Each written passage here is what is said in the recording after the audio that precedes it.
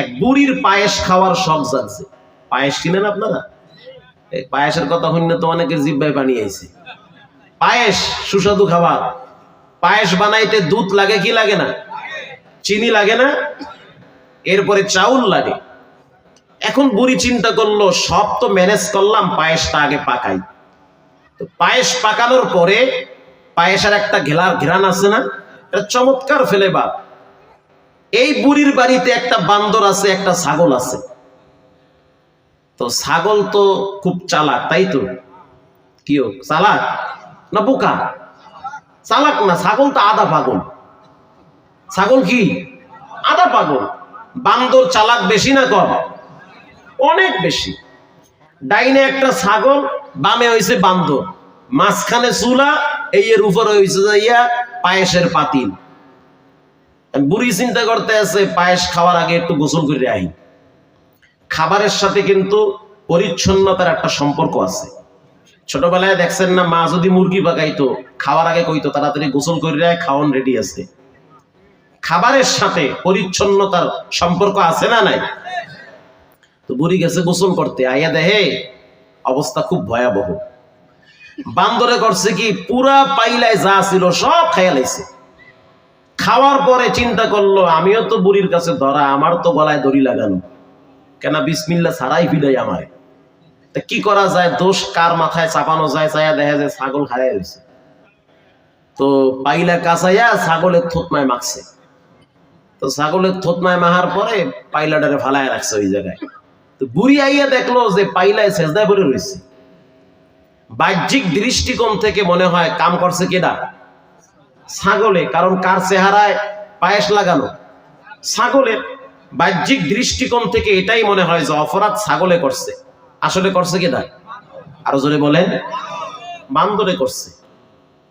তো এই জমিনে যত রকমের অপরাধ হয়, এই যে মন্দিরে গরুর গোস্ত মারে অনেকে, মন্দিরের ভিতরে গিয়ে দুই একটা মন্দির ভাঙ্গে, মসজিদে জোতাচুরি করে, এরপরে মসজিদের টাহার বাক্স নিয়ে মারামারি করে, জেলাফি নিয়ে মারামারি করে, এগুলার মূল গোড়ায় গিয়া দেখবেন সব ওই জালেম স্বৈরাচারের পা চাটা গোলামরা।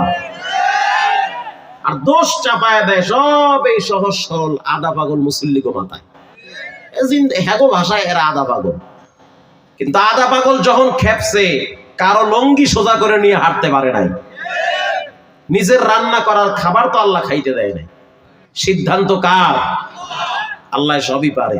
আল্লাহর ডরান, আল্লাহকে ভয় করেন। এই অবস্থা যেই রব তৈরি করেছে, আবার চাইলে অবস্থা এর চেয়ে ভয়াবহ করতে পারে।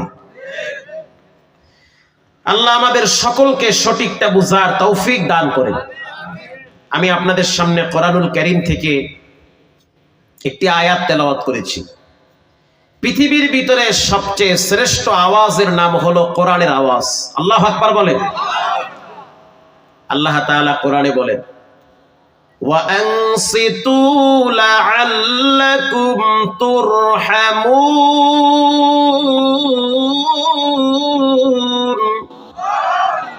যখন তোমাদের সামনে কোরআনুল কারীমের তেলাওয়াত হবে, তখন তোমরা চুপ থাকবে, দিলের কান লাগায় শুনবে।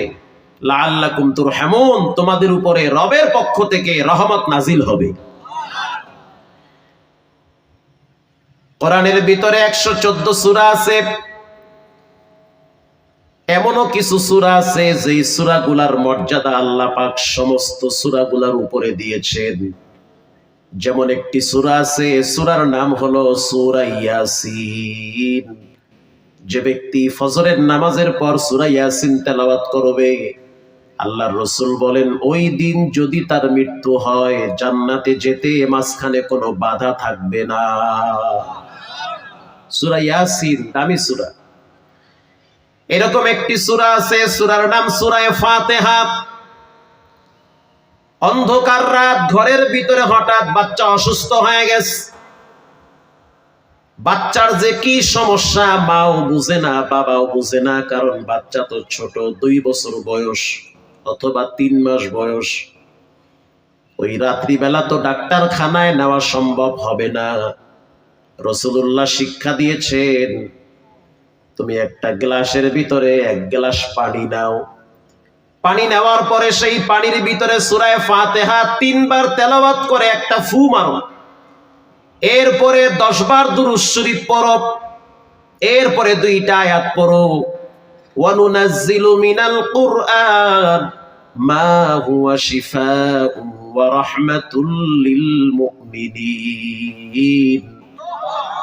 তুমি 2টা আয়াত তেলাওয়াত করো, সূরা ফাতিহা পড়ো, 10 বার দুরূদ শরীফ পড়ে পানিতে ফু মেরে বাচ্চারে খাওয়ায়া দাও, অসুস্থ বাচ্চাকে আল্লাহ সুস্থ করে দিবে।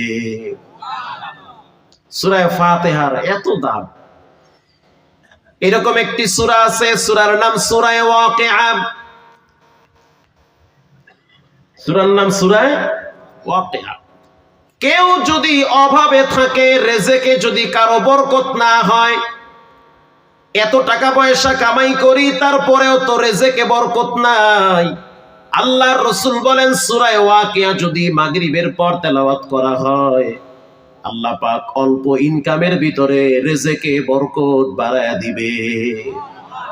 সূরা ওয়াকিআ এটা পড়ে অধিকাংশ মোল্লা মুন্সিরা পড়ে, ওলামায়ে কেরাম পড়ে।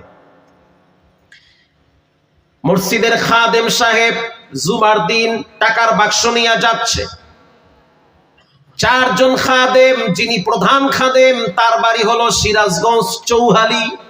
চৌহালি আছে না, নদী এলাকা। জুমার নামাজের পরে ভিআইপি কিছু পার্সেন্ট মানুষ থাকে যারা একটু বেশি কথা বলে বিভিন্ন বিষয় নিয়ে। তো তাদের সাথে একটা বিষয় নিয়ে কথা বলতেছি, তো একজন ধনী মানুষ কথার প্রসঙ্গে বলে ফেললো, হুজুর টাকা পয়সা বাড়ি গাড়ি সব আছে কিন্তু শান্তি নাই। কেন শান্তি নাই? ছেলে মেয়ে কয়জন? মাত্র 2টা। কম কি, তা তো সুখী পরিবার। একটা মাইয়া একটা বলা সুখী পরিবার না? তার আবার টেনশন কিসের? কয় 2টা। ওরে আল্লাহ, ওই যে আগুন জ্বালাইয়া পুরাইয়া শেষ করতে আছে। এবার আমি খাদেমকে বললাম, খাদেম সাহেব কেমন আছেন? খাদেম হেসে দিয়ে বলল, আলহামদুলিল্লাহি আলা কুল্লি হাল, আমার রব আমাকে সর্বহালতে ভালো রেখেছে। ও খাদেম সাহেব বেতন কত পান? খাদেম জবাব দিল, বেতন পাই মাত্র 11,000। ছেলে মেয়ে কয়জন? বলে 8 জন। ওরে সুবহানাল্লাহ, কয় কি তো পরামাল, 8টা মাইয়া বলা। হ্যাঁ, বেতন 11,000।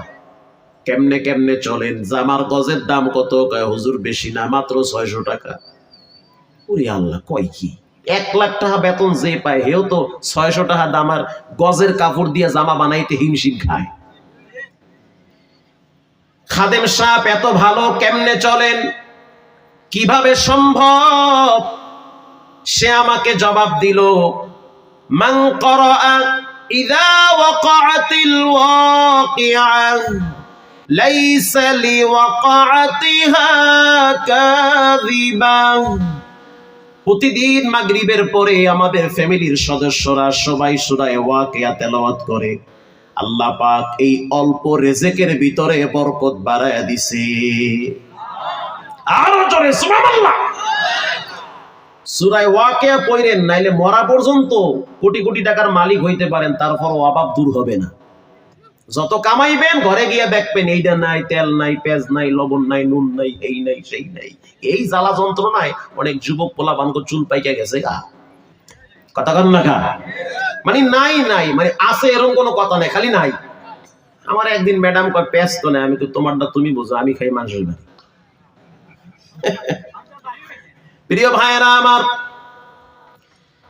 দামি সূরা ওয়াকিআ পড়েন, লাভবান হবেন ইনশাআল্লাহ। বলেন, এরকম একটি সূরা আছে, সূরার নাম সূরা মুলুক, রাজত্ব। তাবারাকাল্লাযী বিয়াদিহিল মুলক ওয়া হুয়া আলা কুল্লি শাইইন কাদির। الذي خلق الموت والحياة ليبلوكم أيكم أحسن عملا ওয়া হুয়াল আজিজুল গফুর।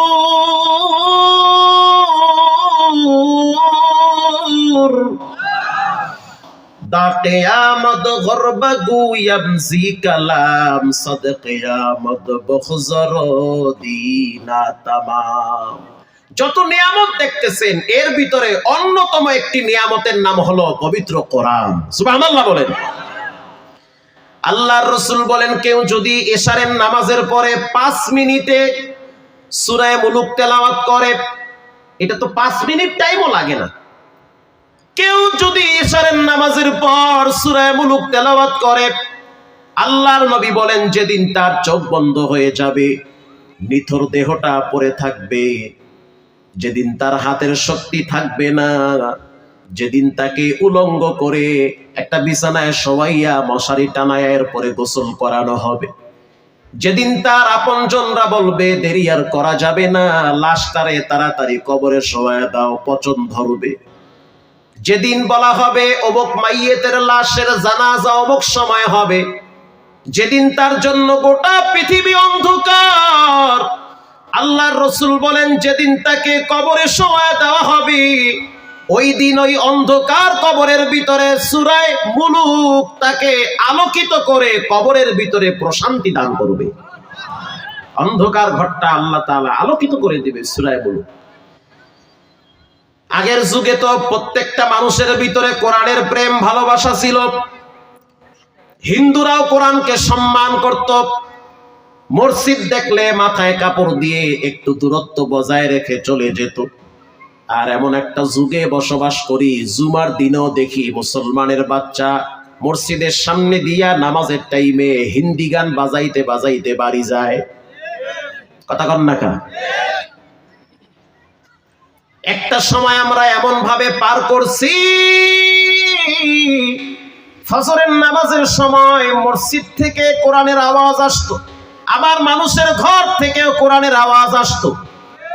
আর এখন এমন একটা সময় পার করতেছি, ফজরের নামাজের টাইমে মসজিদে মুসল্লি নাই, অথচ 14টা এসি লাগানো। কথা কন না কেন?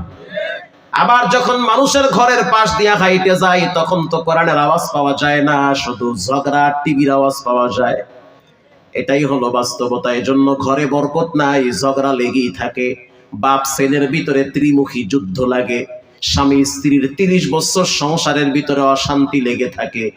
অন্যতম একটি কারণ, যেই ঘরের ভিতরে কোরআন তেলাওয়াত হয় না, ওই ঘরে আল্লাহর রহমত থাকে না, শয়তান দখল করে সেই ঘরটা। বিখ্যাত মুহাদ্দিস ইবনুল মুবারক রাহমাতুল্লাহি আলাইহি বাগদাদ থেকে তিনি হজ করার জন্য চলে গেলেন বাইতুল্লাহ শরীফে। হজের কাজ কমপ্লিট করার পর হাতিমে কাবার পাশে জমজম পানি দাঁড়াইয়া পান করে স্বস্তির নিঃশ্বাস ছেড়ে তিনি ওখানে শুয়ে পড়লেন হাতিমে কাবার পাশে।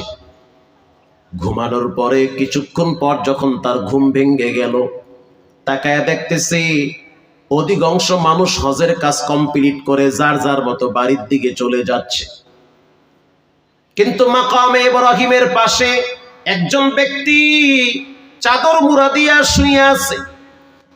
আব্দুল্লাহ বিন মুবারক রাহমাতুল্লাহি আলাইহি তিনি একজন বিখ্যাত মুহাদ্দিস ছিলেন, যার কিতাব না পড়লে মানুষ মাওলানাই হতে পারে না। আল্লাহু আকবার।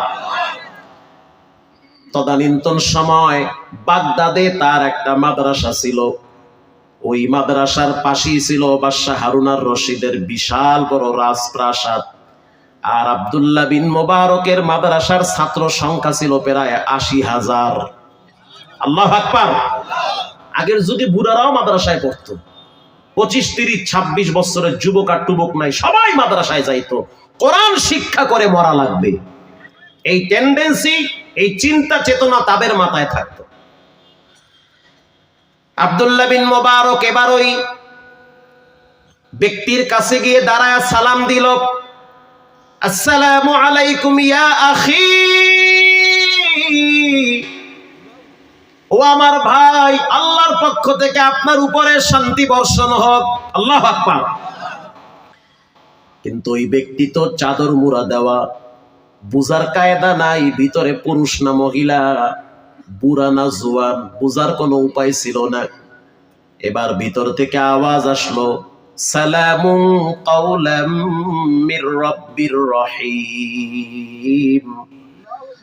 আব্দুল্লাহ বিন মুবারক বুঝতে পারলো এই আওয়াজ কোনো পুরুষের না, এটা হলো একজন বৃদ্ধ মহিলার আওয়াজ। একজন বুড়ি মহিলা শুয়ে আছে।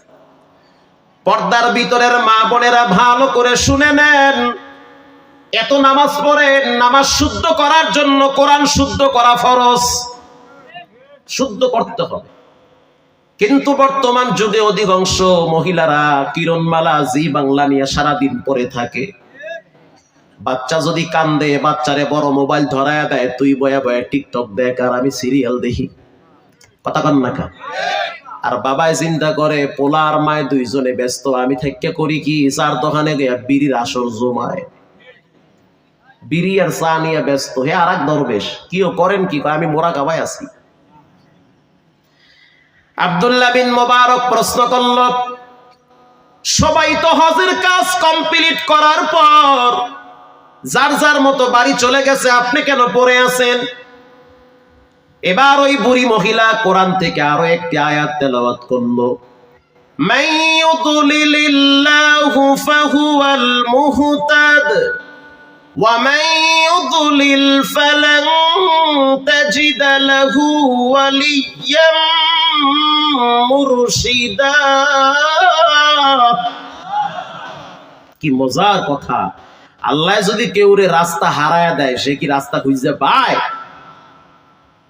তা আমি আমার বন্ধু বান্ধবদেরকে হারায় ফেলাইছি, আমি বাড়ি যামু কেমনে? হজ করতে গিয়ে মানুষ হারায় যায় না? তখন তো আর পাসপোর্ট টাসপোর্ট এরকম ছিল না যে দেখাইলেই পাওয়া যায়। আমি একজন বৃদ্ধা মহিলা, রাস্তা হারায় ফেলাইছি। আপনজন যারা ছিল যার যার মতো হয়তো বাড়ি চলে গেছে, কাউরে খুঁজে পাই না। আর আমি একজন পর্দানিশী নারী, চাইলে তো আমি হাত ডাক দিয়া চিল্লা চিল্লি করতে পারি না। আমার একটা আত্মমর্যাদা আছে, তবে আল্লাহর প্রতি বিশ্বাস আছে। যেখানে আমার দেওয়ালে পিঠ থেকে যাবে, ওখান থেকে আমার রব সঠিক রাস্তা বের করে দিবে। এটা আল্লাহর প্রতি আমার বিশ্বাস আছে, এজন্য আমি চুপচাপ এখানে পড়ে আছি। আব্দুল্লাহ বিন মুবারকের চোখের পানি বায়া বায়া পড়তেছি। এ কেমন মহিলা? আমি কথা বলি আমার ভাষায়, মহিলা কথা বলে কোরআনের ভাষায়। আল্লাহু আকবার। আব্দুল্লাহ বিন মুবারক প্রশ্ন করলো, বুড়িমা কিছু খাইছেননি? এবার বুড়ি কোরআন থেকে আরেকটি আয়াত পড়লো, আল্লাযী হুয়া ইউতঈমুনি ওয়া ইয়াসকিন।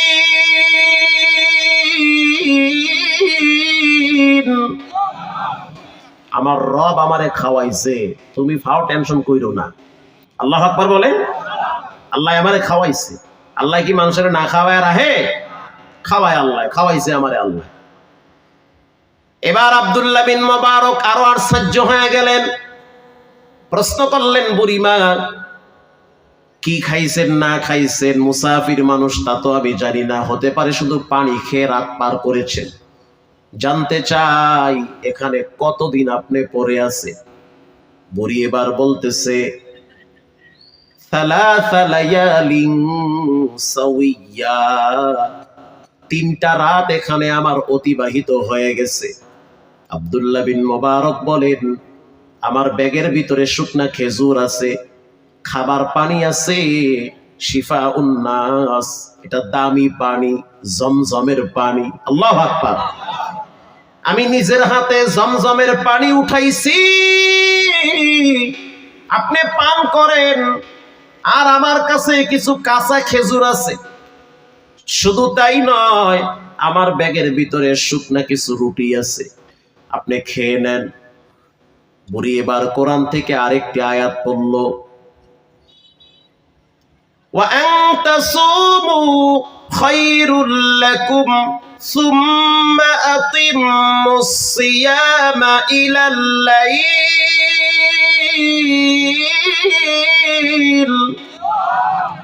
আরো জোরে বলুন আল্লাহু আকবার। আমি তো রোজা রাখছি। বুড়ি সুবহানাল্লাহ কয়, কি বুড়ি আপনি খান? আমি তো রোজা রাখছি। আর তোমাদের রোজাকে তোমরা সন্ধ্যা পর্যন্ত করো। যুবক বাবারা, মাঝে মাঝে রোজা রাখেন, স্বাস্থ্য ভালো থাকবে। আলহামদুলিল্লাহ, আমিও আজকে রোজা ছিলাম, রাখি প্রায় অনেক ভালো আছি। তুমি আমার লাগে এখনো দৌড়াইয়া পারবা না, আমি 2-4 জনের লাগে টেস্ট করে দেখছি। হ্যাঁ, রোজা রাখলে শরীরের জন্য উপকার হয়, ইমানের পাওয়ার আল্লাহ বাড়ায়া দেয়, স্বাস্থ্য ভালো রাখে। বিজ্ঞান বলে রোজা রাখলে জাগ্রত ভাইরাসকে আল্লাহ মৃত্যু ঘটাইয়া বান্দাকে সুস্থ রাখে। রোজা রাখেন মাঝে মাঝে। বুড়ি বলে আমি রোজা রাখছি। আব্দুল্লাহ বিন মুবারক বলে আপনি তো মুসাফির মানুষ, মনে কষ্ট নিয়েন না, আপনার মতো একজন মহিলার পেট থেকে আমি দুনিয়াতে আসছি। আপনারা বড় দামি মানুষ, যদিও আপনারা নবী না, কিন্তু মহিলারা হলো নবীদের মা। আল্লাহু আকবার। মহিলাদের পেট থেকে অসংখ্য নবীদেরকে দুনিয়াতে আনছেন কে?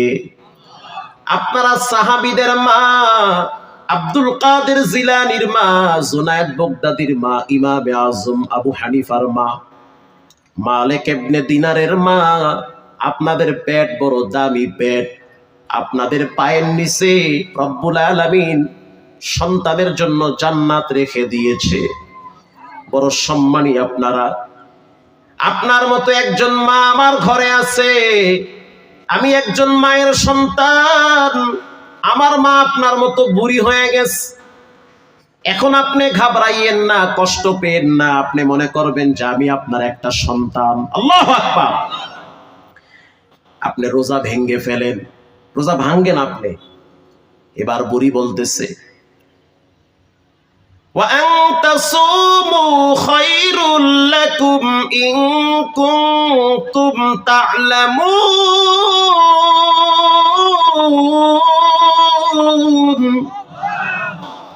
যদি তোমরা নফল রোজা রাখো তাহলে তোমাদের জন্য অফুরন্ত নিয়ামতের কল্যাণের ভান্ডার খুলে দিবেন কে? রোজা রাখলে বান্দার জন্য নিয়ামত বেড়ে যায়। রোজা রাখলে রব্বুল আলামিনের গুপ্ত ভান্ডার থেকে তাকে রিজিক প্রদান করে। রোজা রাখলে তার মাথার উপরে চলন্ত বিপদগুলো আল্লাহ তাআলা দূরে সরায়া দেয়। আমি রোজা রাখছি, এটা আমার জন্য কল্যাণ, কেন তুমি আমারে ভাঙতে বলো? আমি ভাঙবো না। আল্লাহু আকবার। এবার আব্দুল্লাহ বিন মুবারক প্রশ্ন করলো, বুড়িমা আপনার বাড়ি কোথায়? এবার বুড়ি কোরআন থেকে একটি আয়াত তেলাওয়াত করলেন, সুবহানাল্লাযী আসরা বিআবদিহি লাইলাম মিনাল মাসজিদিল হারাম।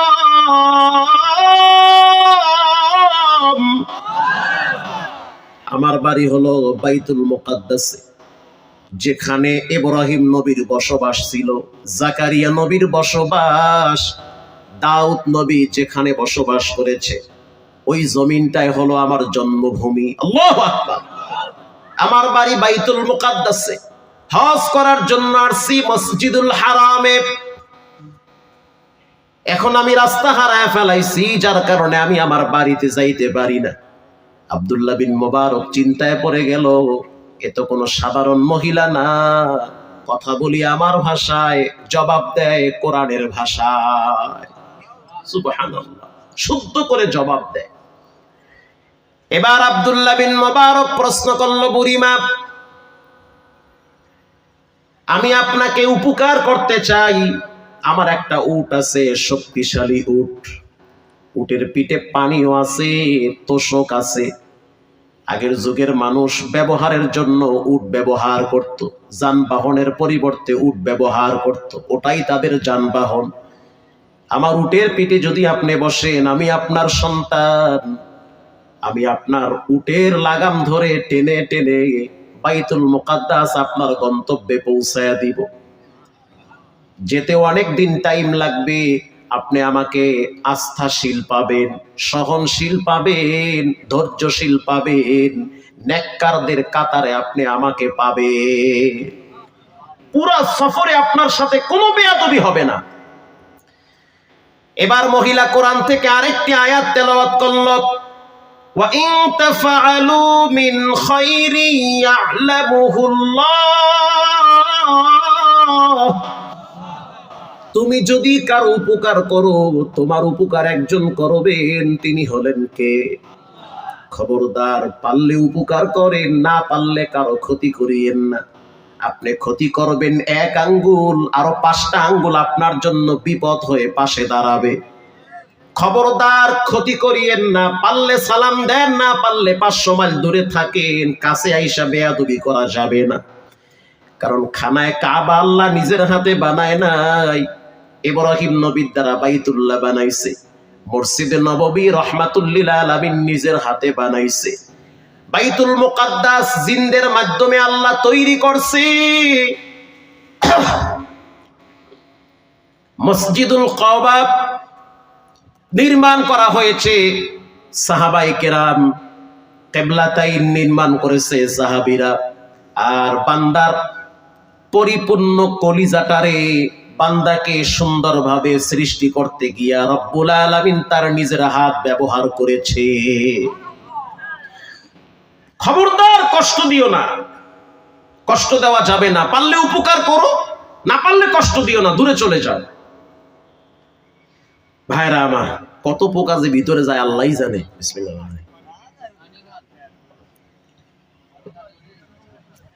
কষ্ট হয় আপনাদের? আর আধা ঘন্টা কথা বললে কষ্ট হবে? ভাইরা আমার, কথা শেষ করতে আমার সময় লাগবে।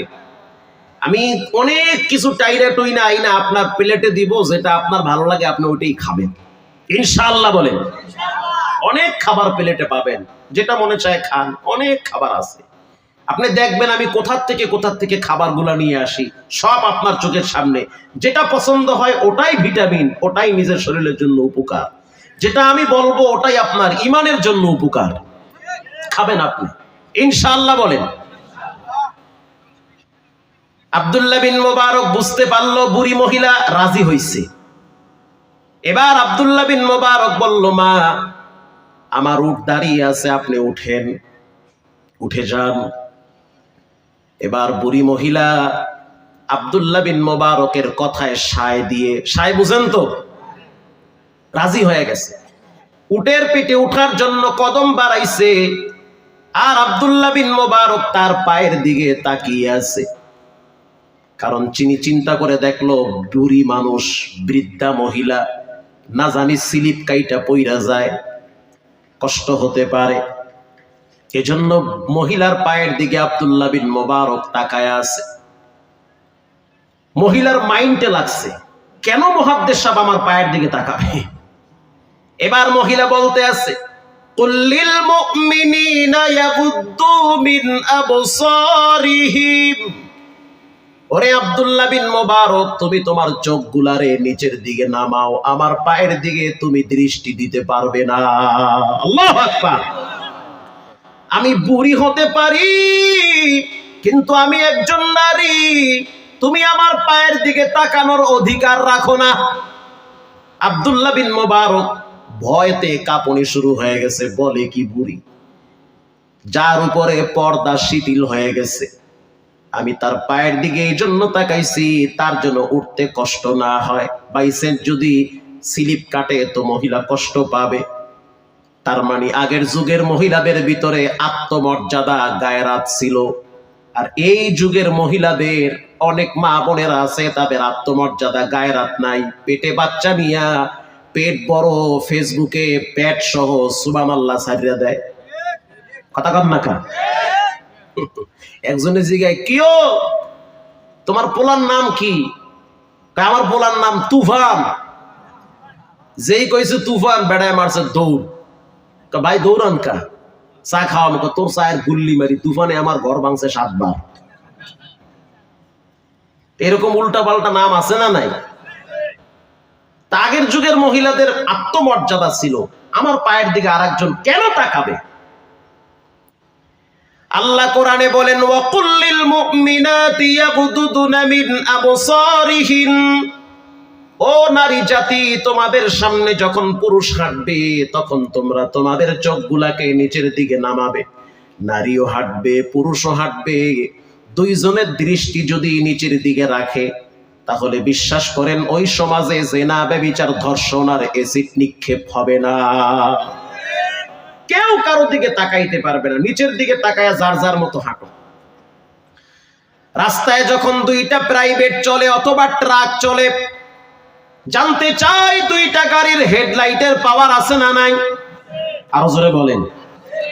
এখন দুই গাড়ি যদি ক্রসিং করে, দুই গাড়ির হেডলাইট যদি সামনের দিকে তাকায়া দেয়, দেখতে পারবে? তার মানে দুই গাড়ির হেডলাইট নিচের দিকে নামায়া দাও, দিব্যি আরামে গাড়ি ক্রস করবে। ঠিক পুরুষ রাস্তা দিয়ে হাঁটবে, চোখের হেডলাইট নিচে নামাও। নারী হাঁটবে, নারীর হেডলাইট নিচে নামাও। অর্ডার কার? এখন দুইজন যদি দুইজনের দিকে চাইয়েই থাকে, কি ওই ধলা কদু কোন বাড়ির? ঝামেলা আছে না নাই?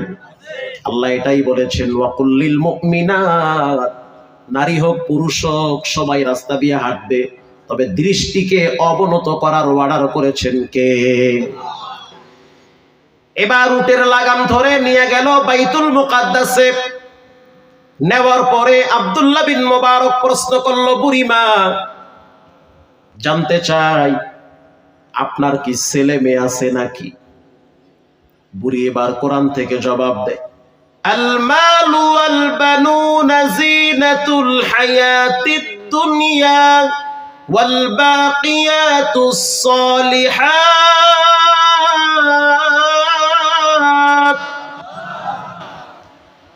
সন্তান, সম্পদ এগুলো আল্লাহর দেওয়া নেয়ামত। সন্তানের দিকে তাকাইলে বাবার দিলের ভিতরে সারা দিনের কষ্ট দূর হয়ে যায়। বাবার দিলটা সন্তানের চেহারার দিকে তাকাইলে ভরে যায়। সম্পদ এগুলাও মানুষের দিলে শান্তি দেয়, এগুলো আল্লাহর নেয়ামত। এগুলো আমি বৃদ্ধা মহিলাকে আল্লাহ দান করেছে। আল্লাহু আকবার। ও বুড়িমা জানতে চাই আপনার ছেলের নাম কি? নাম কি ছেলের বলেন? এবার বুড়ি কোরআন থেকে ছেলেদের নাম বলেন, ইয়া ইয়াহইয়া খুযিল কিতাবা বিকুওয়া, ইয়া ইয়াহইয়া খুযিল কিতাবা বিকুওয়া। আমার বড় সন্তানের নাম হলো ইয়াহইয়া। সুবহানাল্লাহ বলেন। ইয়াহইয়া একজন নবীর নাম আছে না নাই? ইয়াহইয়া আলাইহিস সালাম। আমার বড় বেটার নাম হলো ইয়াহইয়া। ওয়াত্তাখাযাল্লাহু ইব্রাহিমা খলিলা। দুই নম্বর সন্তানের নাম হলো ইব্রাহিম। ইয়া যাকারিয়া ইদনাদা রাব্বাহু। আমার তিন নম্বরের সন্তানের নাম হলো যাকারিয়া। ওয়া কাল্লামাল্লাহু মূসা তাকলিমা। চার নম্বর সন্তানের নাম হলো মুসা। সুবহানাল্লাহ বলেন। চারটা সন্তান আল্লাহ আমারে দিছে। লম্বা ইতিহাস। একটু পরে তার সন্তানরা চলে আসছে। এবার আব্দুল্লাহ বিন মুবারক প্রশ্ন করলো, বুড়িমা জানতে চাই আপনার মতো এরকম মহিলা আমার জীবনে আমি কোনোদিন দেখি নাই। এবার আপনি বলেন, প্রত্যেকটা কথা আপনি কোরআন থেকে কেন বলেন, কারণটা কি? এবার বুড়ি কোরআন থেকে আরেকটি আয়াত তেলাওয়াত করে জবাব দিতেছে। স্পষ্ট ভাবে মুহাদ্দিস সাহেবকে জানিয়ে দিতেছে, মা ইয়ালফিযু মিন কাউলিন ইল্লা লাদাইহি রাকীবুন আতীদ। কিয়ামতের ময়দানে প্রত্যেকটা কথার উপরে রব বিচার করবে। কেউ যদি চায়ের দোকানে বসে আরেকজনের সমালোচনা করে, কসম আল্লাহর সেই কথাও রেকর্ড হয়ে যায়। কেউ যদি গোপনেও একটা মিথ্যা কথা বলে, সেটা পৃথিবীর কেউ না জানলেও জানেন কে। অতএব মানুষের কথার উপরে বিচার হবে। মানুষ সকালবেলা কথার কারণে ইমানদার থাকে, বিকালবেলা কথার কারণে মানুষ বেঈমান হয়ে যায়। যখন কোনো মানুষ বলে সার্বভৌমত্বের মালিক জনগণ, তার ঈমান নষ্ট হয়ে যায়। যখন মানুষ বলে সমস্ত ক্ষমতার উৎস জনগণ, তার ঈমান নষ্ট হয়ে যায়। স্পষ্ট মনে রাখতে হবে, সার্বভৌমত্বের মালিক একমাত্র কে? এবার জানতে চাই সমস্ত ক্ষমতার উৎস একজন, তিনি হলেন কে? প্রিয় ভাইয়েরা আমার, আব্দুল্লাহ বিন মুবারক বলেন, ও সন্তানেরা, তোমাদের মা কত বছর পর্যন্ত এভাবে কোরআন থেকে কথা বলে? বড় সন্তান ইয়াহিয়া, তার চুলও পেকে গিয়েছে। তিনি বলতেছে, আমার বাবার মৃত্যু হয়েছে 40 বছর হয়েছে।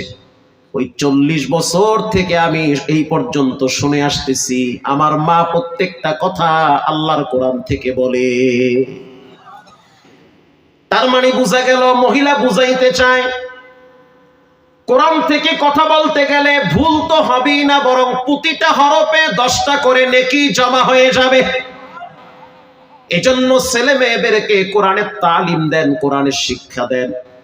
প্রিয় ভাইরা, আবার আমি আপনাদের থেকে জানতে চাই, পৃথিবীর ভিতরে সবচেয়ে শ্রেষ্ঠ এবং দামি ভাষার নাম কি? আরো জোরে বলেন, বলতে ভয় আছে? বলেন, ভাষার নাম কি? আরবি। আল্লাহর ভাষা আরবি। বলেন, আল্লাহর ভাষা কি? ফেরেশতাদের ভাষা কি? কবরের ভাষা কি? আল্লাহর নবীর ভাষা কি? 4 সাহাবীর ভাষা কি? লক্ষাধিক সাহাবীর ভাষা কি? আরবি ভাষা। তো মরার পরেই তো কবরে আপনাকে প্রশ্ন করা হবে আরবিতে। মান রব্বুকা, বলো তোমার রবের নাম কি? প্রশ্ন করবে আরবিতে, জবাব দিতে হবে রব্বি আল্লাহ, আমার রব একজন, তিনি হলেন কে? আরবিতে প্রশ্ন হবে, উত্তর হবে আরবিতে। একজন মানুষ যখন কবরে চলে যায়, আরবি ভাষা না জানলে কি যে বিপদ, এটা সে হারে হারে টের পাবে মরার পরে। এবার আপনাদের কাছ থেকে জানতে চাই, কবরের ভিতরে কিছু প্রশ্ন আছে না নাই? বলেন, কয়টা প্রশ্ন আছে? ধরেন 3টা, আরো করলে করবে।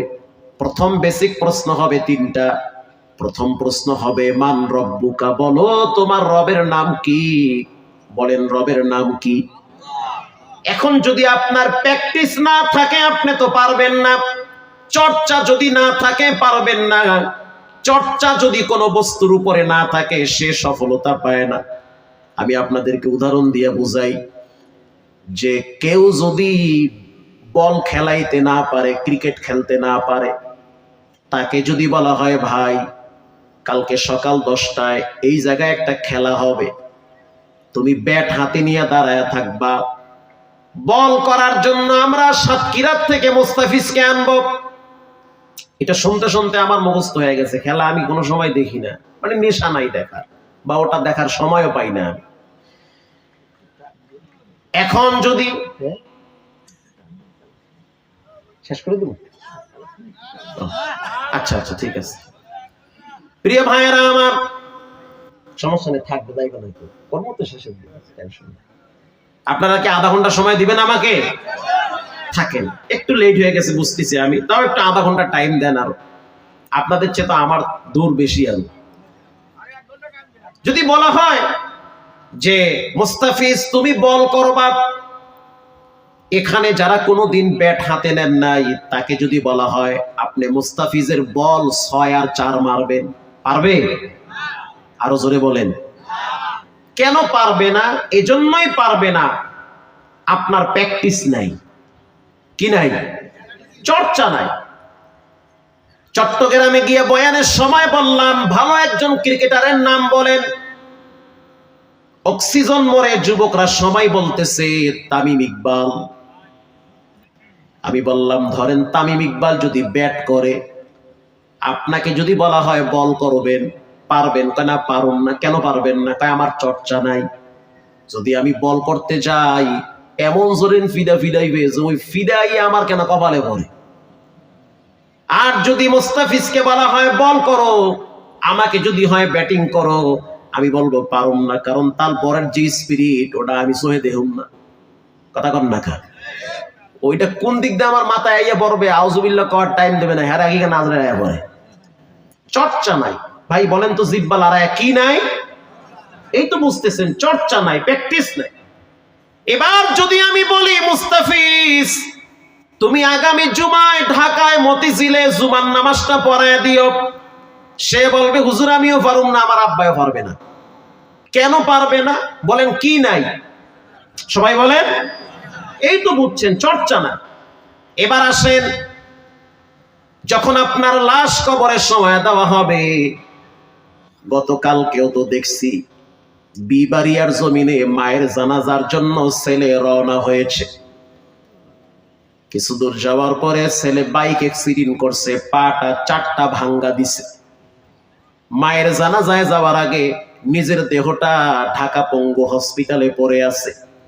আজকে সকালের কথা, আমার সাথে যিনি থাকে তার আপন চাচা, ফুফাতো ভাই বা ফুফা হতে পারে।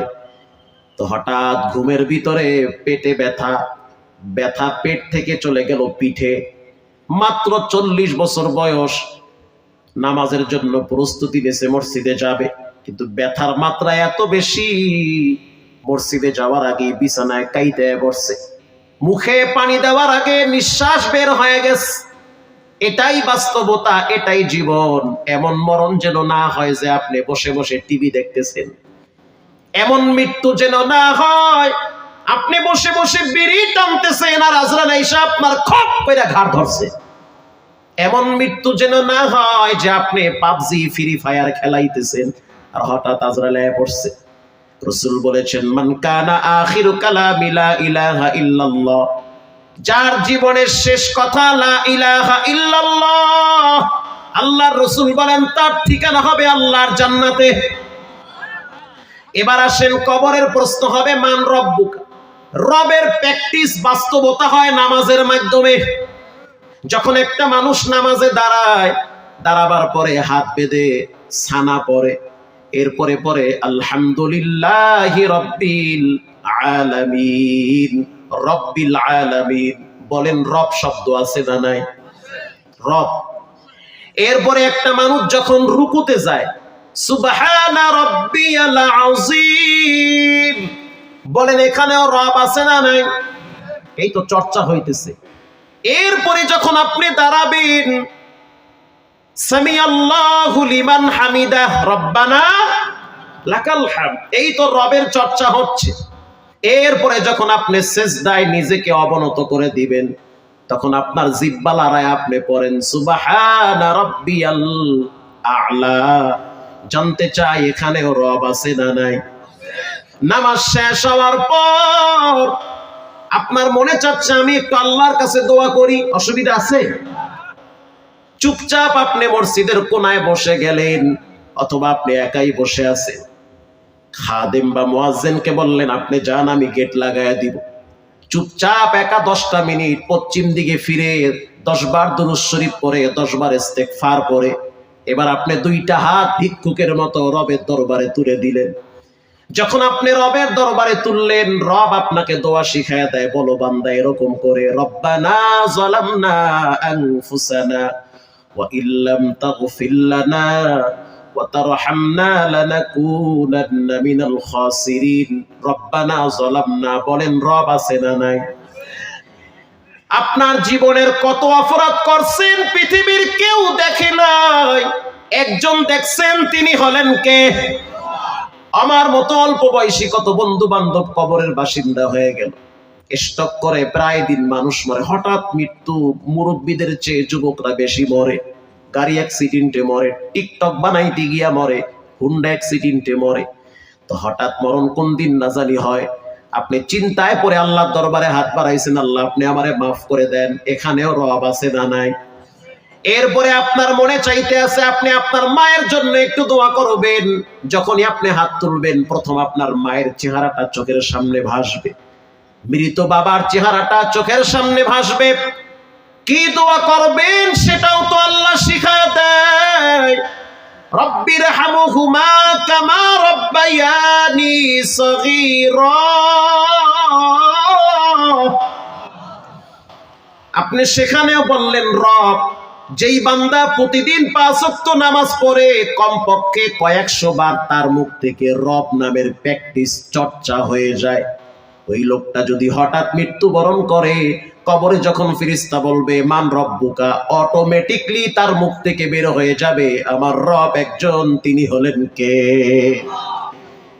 প্রিয় ভাইরা আমার, এজন্য রব্বুল আলামিন কোরআনে বলেন, ইয়াউমা লা ইয়ানফাউ মালু ওয়ালা বানুন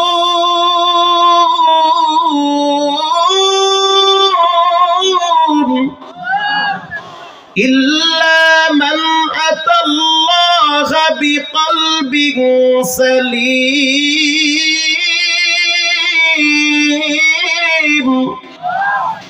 কিয়ামতের ময়দানে মাল কাজে আসবে না, সন্তান কাজে আসবে না, একমাত্র পবিত্র আত্মা কাজে আসবে।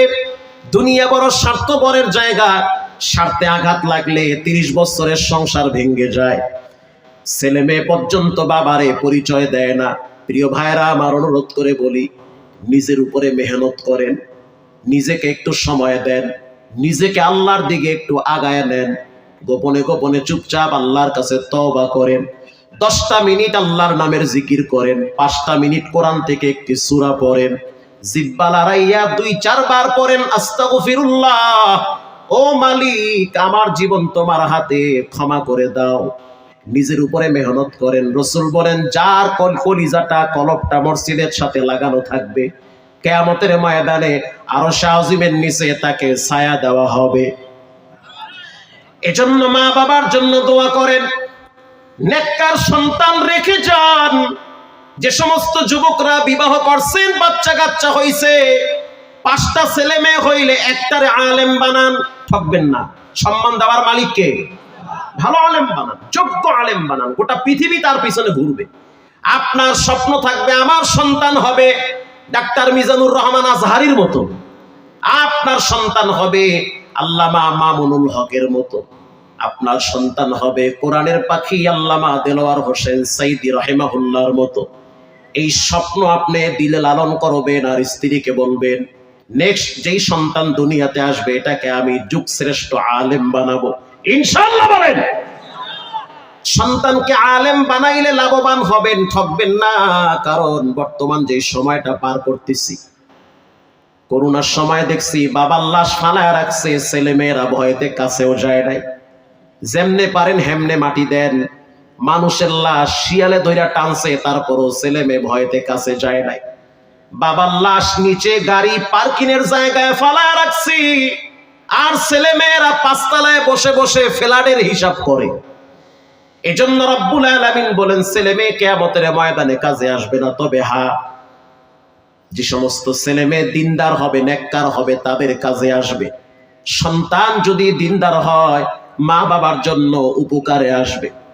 আজ থেকে 6 বছর আগের ঘটনা, যেই বয়ানটা গোটা পৃথিবীতে ভাইরাল হয়েছে, আমার দক্ষিণ অঞ্চলে, এলাকার নাম বলবো না, বললে সমস্যা আছে, এক এলাকায় গিয়েছি বয়ানের জন্য। মসজিদের ইমাম সাহেব বলতেছে, হুজুর আপনি এই যে মসজিদের পাশে একটা কবর আছে, এই কবরে একটা মহিলা শুয়ে আছে, এই মহিলাটা হলো 4 জন কোরআনের হাফেজের মা। আল্লাহু আকবার! 4 জন কোরআনের হাফেজের মা। শোনার সাথে সাথে কলিজার ভিতরে চিপ মারছে। ইমাম সাহেব নয়, মসজিদ কমিটি আমার সাথে বিষয় নিয়ে অনেক গল্প করেছে। হুজুর 4টা ছেলে রেখে গিয়েছে, এমনও দৃশ্য আমরা চোখ দিয়া দেখছি, মহিলা রাত্রিবেলা মানুষের দোকানে দোকানে চায়ের পানি পৌঁছায় দিয়া 2-4টা টাকা পাইতো, তা দিয়া ছেলেদেরকে আলেম বানাইছে। কেউ তার চেহারা দেখতে পারে নাই। দিনদার মহিলা, পর্দানিশী মহিলা, অভাবের তাড়নায় কাজ করেছে, তারপরও সে বেহায়াপনা করে নাই। বসে বসে আধা ঘন্টা পর্যন্ত আমি তার বক্তব্য শুনলাম। এরপরে কবরের কিনারায় দাঁড়াইছি, মনে হইতে আছে দিলটা ঠান্ডা হয়ে গেছে। নেককার মানুষের কবরের সামনে যদি আপনি দাঁড়ান, দিলের ভিতরে আলাদা একটা শান্তি আছে না নাই? ইমাম সাহেব বলতে আছে, মহিলাটা মৃত্যুবরণ করার 3 বছর আগে তার স্বামীরে হারাইছে। ক্যান্সার রোগে আক্রান্ত হয়ে টাকা পয়সা যা ছিল সব শেষ হয়ে গেছে। মূলত তারা গরিব ছিল না, মোটামুটি স্বাবলম্বী ছিল, অর্থ সম্পদ যথেষ্ট ছিল। ক্যান্সার রোগের চিকিৎসা করতে করতে করতে করতে ফকির হয়ে গেছে, কিচ্ছু নাই, ছোট্ট একটা ঘর ছাড়া। ইন্তেকালের আগে আগে স্ত্রীর হাত ধরে চোখের পানি ছেড়ে বলেছে, বিবি আমার, ক্যান্সার হইলে যে কি পরিমাণ কষ্ট হয় এটা তো আমি হারে হারে টের পাইছি। ঘুমাইতে পারি না, খাইতে পারি না, কি যে এক জ্বালা, কলিজার ভিতরে ছিদ্র ছিদ্র হয়ে গেছে। মাথার চুল সব উঠে গেছে, মুখের ভিতরে ঘা হয়ে গেছে, দাঁতের ফাঁকে ঘা হয়ে গেছে। এরকম ক্যান্সার রোগী বাংলাদেশে অভাব নাই, লক্ষ লক্ষ আছে। যার উপরে বিপদ সেই বুঝে রাত দিন কত কষ্টে কাটে, ঠিক না বেঠিক? আপনি তো টের পান না, পাবেন কিছুদিন পর ওই গর্তে গেলে। প্রিয় ভাইয়েরা আমার, ইন্তেকালের আগে আগে স্ত্রীর হাত ধরে বলল, বিবি আমার, দুনিয়ার যত নেয়ামত আছে সবকিছু রেখে আমি চলে যাচ্ছি, হয়তো সময় ঘনিয়ে আসছে, কারণ আমি শ্বাস টানতে পারি না, কষ্ট হয়, বুঝতে পারছি একটু পরেই হয়তো আমাকে দুনিয়া ছাড়তে হবে। কিন্তু আমার 4টা সন্তানে তোমার কাছে আমানত রাইখা গেলাম। আমার ইন্তেকালের পরে 4টা ছেলেকে আলেম বানাবে, প্রথম তাদেরকে কোরআনের হাফেজ বানাবে। যতটুকুন সম্পদ আমার বাবার থেকে আমি পেয়েছি, আলাদা করে কিছু সম্পদ রেখেছি, ওই সম্পদগুলা দিয়া 4টা ছেলেকে হাফেজ বানাবে। কারণ আমি জানি দুনিয়া বড় স্বার্থপরের জায়গা, স্বার্থ ছাড়া মানুষ মানুষের জন্য দোয়াও করতে চায় না। আমার সন্তান আমার জন্য দোয়া করবে, দোয়া করার উপযুক্ত তো বানাইতে হবে। দুনিয়াটা আমার কাছে তুচ্ছ মনে হয়, এখন আমার দিলের স্বপ্ন আমার এই 4টা সন্তান কোরআনের হাফেজ হবে, তিলাওয়াতুল কোরআন, আল্লাহর কোরআনের তেলাওয়াত করবে, আর আমি বাপ যেন কবরে শুয়ে শুয়ে কিছু নেকি পাই। বাবার মৃত্যু হয়ে গেল, বাবায় কবরে চলে গেছে, এবার মা 4টা সন্তান নিয়ে যুদ্ধ শুরু করে দিয়েছে। এখানে এমন মায়ের সন্তান আছে যেই সন্তান অল্প বয়সে বাবারে হারাইছে, মা কষ্ট করে করে ছেলেদেরকে মানুষ বানাইছে, আছে না নাই? যুদ্ধ শুরু হয়ে গেছে 4টা সন্তান নিয়ে। 4 সন্তান 4টাকেই ভর্তি করলো মাদ্রাসায়, সবগুলা পিডাপিডি বয়স। ভর্তি যখন করলো, 4টা সন্তান লেখাপড়া করতেছে চট্টগ্রামে একই মাদ্রাসায়। লম্বা ইতিহাস, 4 সন্তান ওভাবেই তাদের জীবন কাটাইতেছে। এতিমের ট্যাগ লেগে গিয়েছে, তার মানে তারা এতিম, তাদের আব্বা নাই, দেখার মতো কেউ নাই। জীবনটাকে মানায় নিছে যে আসলে আমাদের কেউ নাই, একজন আছেন, তিনি হলেন কে? মানায় নিছে জীবনটাকে, এতিম, আমাদের কেউ নাই। এদিকে মায়ের স্বর্ণ যা ছিল সব বিক্রি করছি, নাকের ফুল বিক্রি করে পরীক্ষার ফিস পাঠাইছে। মা জানিয়ে দিয়েছে, তোমরা যে এতিম এটা ভাববে না, তাহলে তোমরা কষ্ট পাবে, মনে করবে তোমাদের মা আছে, যতক্ষণ আমার রক্ত আছে ততক্ষণ তোমাদের লেখাপড়ায় বিঘ্ন ঘটবে না, চালিয়ে যাও লেখাপড়া। 4 জন সন্তান হাফেজ হওয়ার কমপ্লিট, খুব অল্পতেই হাফেজ হয়ে গেছে। বড়টা আগেই হয়ে গেছে, সেটা তো পড়তেছে দর্শে নেজাবিতে, এর পরেরটাও পড়তেছে, যেটা একেবারেই ছোট ওটার বয়স মাত্র 9 বছর, ওটা 11 মাসে হাফেজ হয়েছে। এত চমৎকার মেধা, একবার পড়ার পরে সেটা সহজে ভুলে না। মহিলার কষ্টের কথা আপনাদেরকে আমি কি বলবো।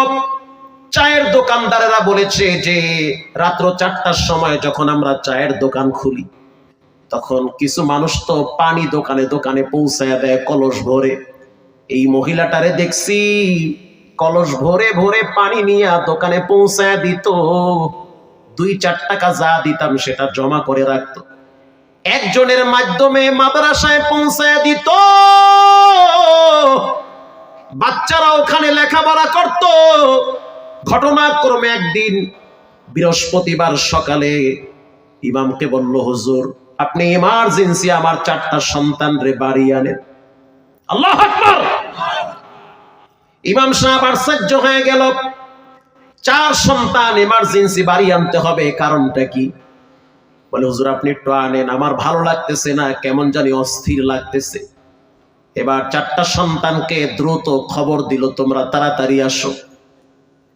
রাত্রিবেলা 4টা সন্তান বাড়িতে চলে আসছে, আসতেও প্রায় 12-13 ঘন্টা লাগছে।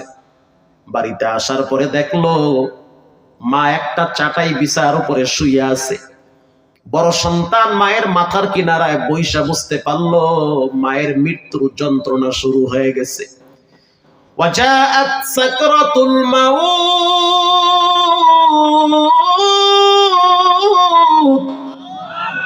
মৃত্যুর যন্ত্রণা কঠিন। কুল্লু নাফসিন যায়িকাতুল মাউত সুম্মা ইলাইনা তুরজাউন। মৃত্যুর সময় তো নবীজিও ঘামাইছে। আল্লাহু আকবার। সব নবীদেরকে মৃত্যুর সময় মৃত্যুর স্বাদ গ্রহণ আল্লাহ করাইছে। একটা পোকা মারা গেল তো মৃত্যুর আগে আগে জিহ্বা বের হয়ে যায়। একটা বিড়ালকে আঘাত করলে বিড়ালের পায়খানা শুরু হয়ে যায়। সাবধান, মৃত্যুর যন্ত্রণার থেকে বাঁচতে গেলে বেশি বেশি কোরআনের সাথে সম্পর্ক রাখতে হবে। এবার মায়ের অবস্থা বড় করুন। বড় সন্তান মাকে প্রশ্ন করলো, মা ইউবুকি কায়া উম্মি, কি হয়েছে আপনার, কেন কাঁদেন? ও আমার আম্মা জান, আপনার চোখের পানি পড়তেছে, শ্বাস টানতে কষ্ট হয়, কি হয়েছে, প্রেসার কি হাই? ডাক্তার নিয়ে আসি। মা বলতে আছে, বাজান প্রেসার হাই হয় না, আমার কলিজার ভিতরে কে যেন পাহাড় দিয়া চাপা দিয়া রাখছে। তার মানে সন্তান বুঝতে পারছে মায়ের যাওয়ার টাইম হয়ে গেছে। এবার মা মৃত্যুর আগে ওসিয়ত করতেছে চারটা সন্তানকে। প্রথম ওসিয়ত, কোনোদিন কবিরা গুনাহ করবা না। দ্বিতীয় ওসিয়ত, জীবনে কোনোদিন হুঁশ থাকা অবস্থায় নামাজ ছাড়বা না। তৃতীয় ওসিয়ত, খবরদার জীবনে কোনোদিন মানুষের পারলে উপকার করবা, ক্ষতি করবা না।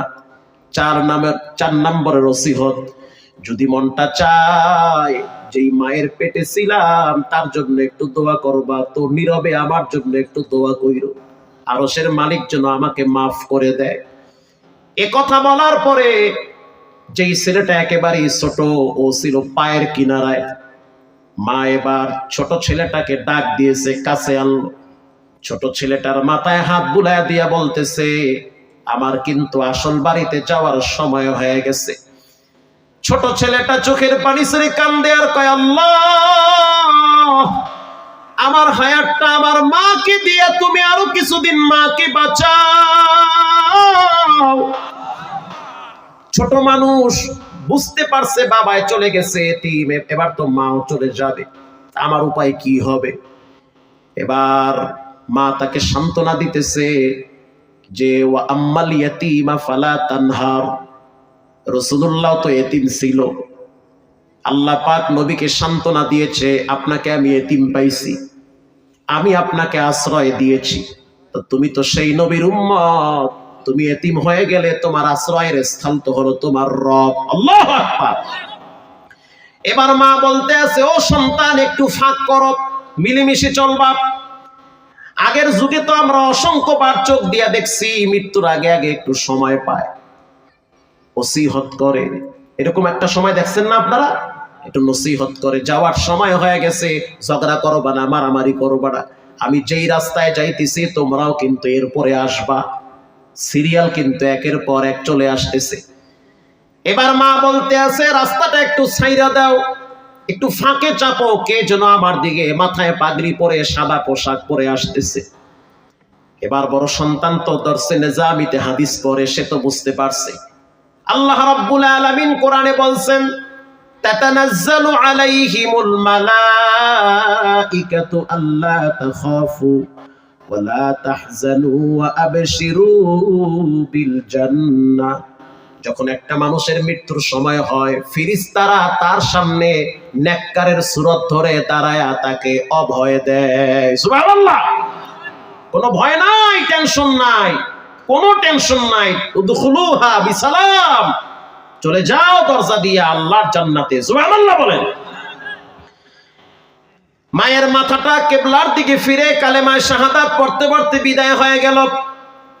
লাশ দাফন করার সময় আগে তো জানাজা হবে, তারপরে লাশ দাফন হবে। এবার জানাজা কে পড়াবে? এলাকার উলামায়ে কেরাম অনেক দাঁড়িয়ে আছে। সন্তানরা বলল, পাশের মাদ্রাসায় বড় একজন মুহাদ্দিস যিনি হাদিস পড়ায় তিনি আমার মায়ের জানাজা পড়াবে। কিন্তু মুহাদ্দিস সাহেব বলল, তোমার তো মা, জানাজা তুমি পড়াও, কারণ তোমার সাথে তোমার মায়ের রক্তের টান আছে। আল্লাহু আকবার। তোমার মায়ের জানাজা তুমি পড়াও। এবার বড় সন্তান সামনে চলে গেল। জানাজায় প্রথম তাকবীর দেওয়ার পরে সন্তানটা আর কোনো আওয়াজ করে না। আওয়াজ না করার কারণে কিছুক্ষণ পরে সন্তানটা পড়ে গেল মাটিতে। সবাই জানাজা ছেড়ে দিয়া সন্তানটারে ধইরা মাথায় পানি পনি দিয়া দাঁড় করাইছে। কি হইছে? বলে আমি পারবো না, কারণ যখন আমি জানাজার প্রথম তাকবীর দিছি মায়ের সেই স্মৃতিগুলো আবার চোখের সামনে ভাসতেছে। আমি আমার মাকে দেখছি কলস ভরে ভরে দোকানে পানি পৌঁছাইতে গিয়া কলসের চিহ্ন মায়ের হাতে পড়ে আছে, দাগগুলো মায়ের হাতের উপরে পড়ে আছে। ওই দৃশ্যগুলো আবার চোখে ভাসতেছে, আমার কলিজা ফেটে যায়। দ্বিতীয় সন্তানকে বলা হইল জানাজা তুমি পড়াও বাবা। জানাজা পড়াইলো, লাশ 4 জনে মিলে কবরে রাখলো, দাফন হয়ে গেল। যার মা মারা যায় তার তো দুনিয়া অন্ধকার, তার তো কোনো কিছুই ভালো লাগে না। কোনো পাপ দূরের কথা, একটা বেহুদা জিনিস তার কাছে ভালো লাগে না। অন্তত পক্ষে কয়েকটা দিন তার মানসিক অবস্থা খুব ভয়াবহ থাকে। ইমাম সাহেব বলতে আছে লাশ কবরে রাখার পর আমি দেখলাম 3টা 4টা সন্তান ফজরের নামাজের আগেই মসজিদের কোনায় দাঁড়িয়ে গেছে, নামাজের ভিতরে সূরা ইয়াসিন তেলাওয়াত করে। তো 3 জনকে দেখলাম, আর একজনকে দেখি না। 3 জনে নামাজ শেষ করে বসে আছে, ওরা ইস্তেগফার পড়ে। রাসূল বলেন কোন সন্তান যদি মায়ের জন্য দুরূদ শরীফ পড়ে, ইস্তেগফার পড়ে, মুহূর্তের ভিতরে আল্লাহ পাক তার মায়ের আমলনামায় নেকি পৌঁছায় দেয়। আলেম মানুষ, ওরা তো কোরআন হাদিস বুঝে, সিস্টেম বুঝে, কিভাবে দোয়া করা লাগবে। ইমাম সাহেব বলল কি ব্যাপার, তোমাদের আরেকটা ভাই কোথায়? বড় ভাই এবার চলে গেল মসজিদের পিছনে, টর্চ লাইট মেরে কোথাও দেখতে পায় না। খুঁজতে খুঁজতে গিয়া দেখলো মায়ের কবরের কিনারায় বাচ্চাটা বসে বসে কান্দে। এবার বড় ভাই বলতে আছে কেন কাঁদো? বলে আল্লাহ কোরআনে বলছেন কেউ যদি বেঈমান হয়ে কবরে যায় তার কবরে শাস্তি হয়, যাররা পরিমাণ গুনাহ নিয়ে কবরে গেলে শাস্তি হয়। তা আমার ভয় লাগতেছে, মা যদি যাররা পরিমাণ গুনাহ নিয়ে কবরে যায় এই শাস্তিও তো আল্লাহ দিবে। অতএব আমি কবরের পাশে বলি আল্লাহ শাস্তি দিও না মাকে, মায়ের পাপগুলো আমার আমলনামায় দাও, আমার নেকিগুলো মায়ের আমলনামায় পৌঁছায়া দাও। প্রিয় ভাইয়েরা আমার, এ কথা বলার উদ্দেশ্য একটাই, আমার চোখ দিয়ে আমি অসংখ্যবার দেখছি। যদি আপনার বিশ্বাস না হয় একটা জুমা আপনি ঢাকায় আমার মসজিদে পড়েন, মুগদা মেডিকেল থেকে আপনি দেখবেন পাশে মুগদা মেডিকেল, পাশে মুগদা গোরস্থান। এমন এমন ধনী ফ্যামিলির মা বাবা মারা যায়, ছেলে মেয়েরা উজুটাও পর্যন্ত করতে পারে না। অথচ মুসলমান সন্তান বাবার লাশ কবরে রাখা ঠিক মতো নামাজটাও পারে না। বাবার লাশ রাখার পরে বাড়ি গাড়ি ফ্ল্যাটের হিসাব করে, বাবায় কবরে ঘুমায়, কবরের পাশ দিয়া বিড়ি টানতে টানতে বাড়িতে যায়। এজন্য অনুরোধ করে বলি ছেলে মেয়েদেরকে দিনদার বানান, স্কুলে পড়ান অসুবিধা নাই, কলেজে পড়ান অবশ্যই পড়াবেন, ডাক্তার বানান, ডক্টর বানান, প্রফেসর বানান অসুবিধা নাই। কোরআনের ন্যূনতম জ্ঞান ছেলে মেয়েদেরকে দেওয়া লাগবে। যদি না দেন এক সময় কিন্তু আপনিই পছলাবেন। পুরা মজমার ভিতরে আমি 10 জন মায়ের সন্তান চাই। কে পারবেন? হুজুর আমি মাদ্রাসার জন্য 1000 টাকা বাপ মার জন্য ফালায়া দিলাম। মাকে হারাইছেন, বাবারে হারাইছেন, পুরা মজমার ভিতর 1000 টাকা। একজন লোক হাত তুলেন তো, কে পারবেন? হুজুর আমি মায়ের জন্য 1000 টাকা মাদ্রাসায় দিয়ে দেবো ইনশাআল্লাহ। আছেন আপনি 1000 দিবেন? আল্লাহ আপনি কবুল করেন।